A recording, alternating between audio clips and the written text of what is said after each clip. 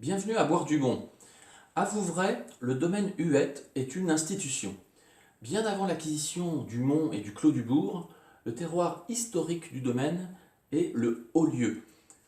Sur son blog, le marchand anglais Berry Bros Rudd a posté un très bel article sur un vieux millésime de Haut-Lieu, le tout d'un point de vue historique d'outre-Manche.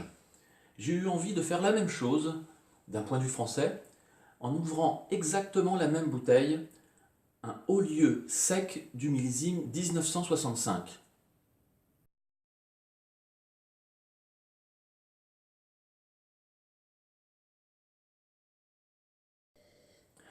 Au nez, on sent très nettement le miel qui se présente de façon assez puissante, mais également des senteurs de champignons et surtout de coing. En bouche,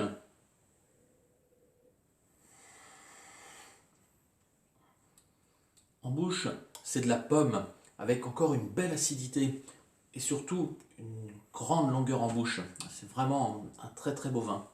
Alors l'article anglais parle de fruits pourris. Il y a un peu de cela, mais en aucun cas c'est un défaut, tant que le vin préserve un équilibre. Et c'est exactement le cas sur cette bouteille. Reconnaissons que 1965 est un petit millésime.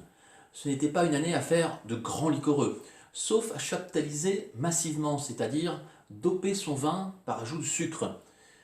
Figurez-vous que 1965 est l'année de la première loi antidopage en France.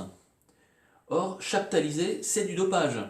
Malheureusement, cette pratique est encore largement autorisée dans la vinification de nos jours.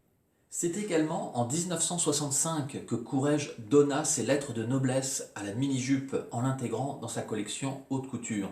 Mais surtout, c'est en décembre 1965 que le général de Gaulle est élu président de la République face à François Mitterrand.